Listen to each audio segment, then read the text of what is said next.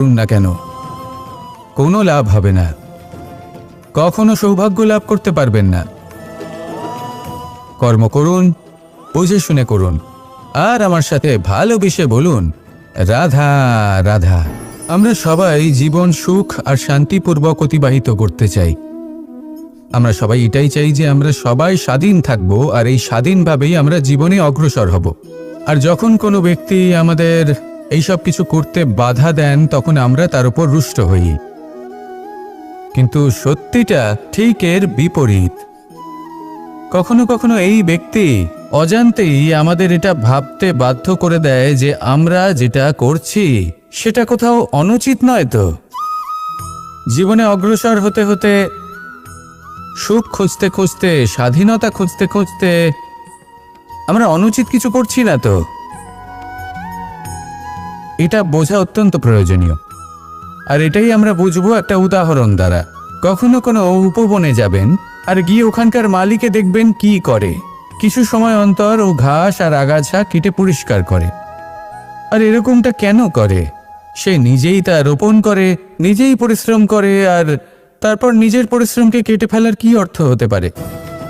এরকমটা সে কেন করে? এরকম সে করে যাতে ঘাস এবং চারা সবাইকে নিয়ন্ত্রণে রাখতে পারে, আর সেই উপবনকে সে সুন্দর এবং মনোগ্রাহী করে রাখতে পারে।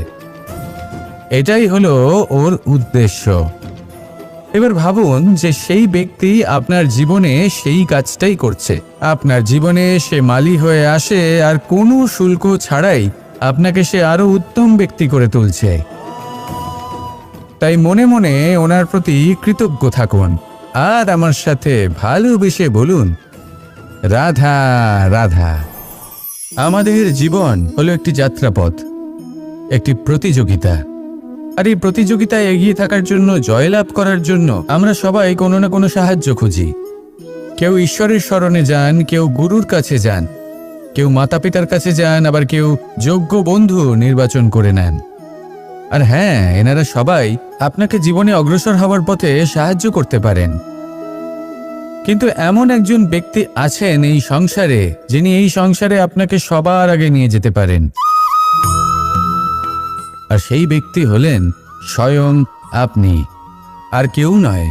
অর্থাৎ আপনি যদি চেষ্টা করেন, পরিশ্রম করেন, তাহলে আপনার বন্ধু, আপনার বান্ধব, আপনার পরিবার, আপনার গুরু আপনাকে সাহায্য করতে পারে, আপনাকে আরো অনেক বেশি প্রদান করতে পারে।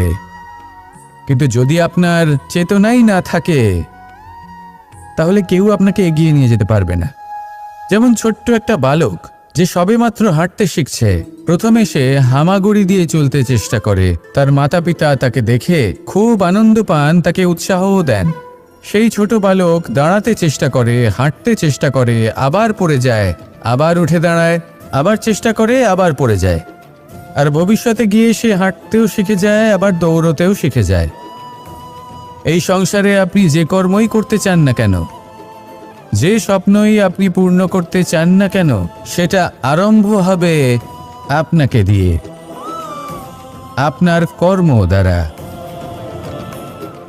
তাই কর্ম করতে শুরু করুন। বাইরে থেকে সাহায্য পেতেই পারেন, তার সদ্ব্যবহার করুন, আর আমার সাথে ভালোবেসে বলুন রাধা রাধা। ক্রোধ হলো এই সংসারের সব থেকে ঘাতক আবেগ। এই আবেগ আগুনের সমান। যদি কোনো ব্যক্তির মনে জাগ্রত হয়, তাহলে সামনের ব্যক্তিকে ভস্ম করার আগে সেই আগুন সেই ক্রুদ্ধ ব্যক্তিকেই ভস্ম করে দেয়। সেই জন্য এই ক্রোধকে নিজের থেকে দূরে রাখা অত্যন্ত আবশ্যক। কিন্তু তার অর্থ এটা নয় যে সেই রাগের কোনো মূল্য নেই। আগে হ্যাঁ, কখনো কখনো জীবনে এই ক্রোধের বহিঃপ্রকাশ অত্যন্ত প্রয়োজনীয়। যেমন একজন ব্যক্তি, তিনি অপরাধ করেই চলেছেন, আপনি তাকে সুযোগ দিচ্ছেন, কিন্তু সে কথা শুনছেন। সে এই বিভ্রান্তি নিয়ে জীবন অতিবাহিত করছে যে সে যেটা করছে সেটাই হলো উচিত, আর এটাই ভেবে সে অধর্মের পথে অগ্রসর হচ্ছে। এমন একটা সময় ক্রোধের বহিঃপ্রকাশ অত্যন্ত প্রয়োজনীয়।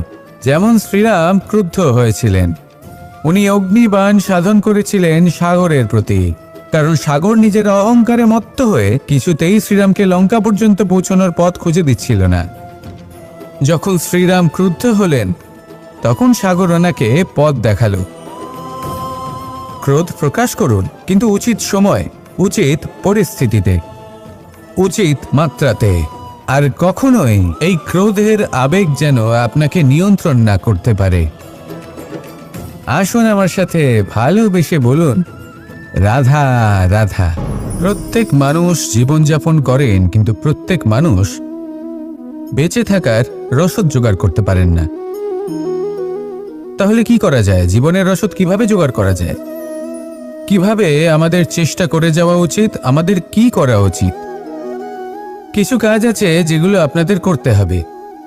সর্বপ্রথম, জীবনে যখনই কোনো সমস্যা আসবে তখন নিরপেক্ষভাবে তার সম্মুখীন হন। তা সে যে সমস্যাই হোক, সেটা সমাধান করার জন্য আপনাকে শুভ পথ নির্বাচন করতেই হবে। তারপরে যদি আপনার হাতে কখনো ক্ষমতা আসে, সেই মুহূর্তে আরও বেশি বিনম্র থাকতে হবে। আপনি ধন অর্জন করলে তখন অহংকার জাগ্রত হতে দিলে চলবে না। আপনি যদি শক্তিশালী হয়ে ওঠেন, তাও অহংকার জাগ্রত হলে চলবে না। জীবনে যখনই ক্রোধ হবে তখন নিজেকে নিয়ন্ত্রণ করুন আর ভেবে দেখুন যে যদি এই মুহূর্তে আপনি ক্রোধ দেখান, তাহলে তার পরিণাম কি হবে? এর ফলে কি কিছু শুভ ঘটনা ঘটবে নাকি অশুভ কিছু ঘটবে? শুধু এই কটা কাজ নিজেদের জীবনে আত্মসাৎ করুন, জীবন যাপন অত্যন্ত সহজ হয়ে যাবে। আসুন আমার সাথে ভালোবেসে বলুন, রাধা রাধা। এই সংসারে যদি আপনি শুভ কিছু অর্জন করতে চান, তাহলে দুটি পথ আছে। প্রথম হলো ধর্ম আর দ্বিতীয় হলো কর্ম। কিছু ব্যক্তি এমন কথাও বলেন যে আমরা তো ধর্মের পথেই অগ্রসর ছিলাম, আমরা তো লক্ষ্যপ্রাপ্ত করতে পারলাম না, বরং আমাদের নিন্দা হলো। এবার এরকমটা ঠিক কেন হয়? এরকম এই কারণে হয় কারণ দেখতে গেলে ধর্ম সবসময় আমাদের এমন পথ দেখায় যেটা আমাদের একটা শুভ লক্ষ্য প্রাপ্তিতে সাহায্য করে, কিন্তু সেই লক্ষ্যে আমাদের পৌঁছতে হবে নিজেদের কর্ম দ্বারা। যদি আপনি ধর্মের পথে অগ্রসর হয়ে থাকেন, তাহলে আপনাকে কর্মও করতে হবে। যদি ধর্মের পথে চলেন কিন্তু কর্ম না করেন, তাহলে লক্ষ্যপ্রাপ্তি হবে না। ঠিক সেইভাবেই যদি আপনি কর্ম করতে থাকেন কিন্তু ধর্মের পথে না চলেন, তাও লক্ষ্যপ্রাপ্তি হবে না। মনে রাখবেন যে ধর্ম এবং কর্ম হলো একটি মুদ্রার দুই পিঠের সমান। এদের নিজের জীবনে আত্মসাৎ করুন এবং অগ্রসর হন। এই সংসারের প্রত্যেক লক্ষ্য আপনার হবে। আসুন আমার সাথে ভালোবেসে বলুন, রাধা রাধা। আমরা সবাই জীবনে কামনা করি। কেউ ধন সম্পত্তির কামনা করি, কেউ ভালোবাসার, কেউ বন্ধুদের, কেউ নাম খ্যাতি আদি ইত্যাদি। এগুলো লাভ করার জন্য আমরা চেষ্টা করতে থাকি, পরিশ্রম করতে থাকি। কিছু সময় পরে অর্জনও করে ফেলি, কিন্তু সবকিছু অর্জন করার কিছু সময় পরে এরা রুষ্ট হয়ে যান, আমাদের থেকে দূরে চলে যান বা আমাদের থেকে কেড়ে নেওয়া হয়। এমনটা কেন হয়? এমনটা এই কারণে হয় কারণ মানুষের একটা দুর্বলতা আছে। কোনো কিছুই অর্জন করার পরে আস্তে আস্তে সে তার মূল্য, তার গুরুত্ব ভুলে যায়, তার জন্য চেষ্টা করা ছেড়ে দেয়। আর এটাই হলো সবথেকে বড় সমস্যা।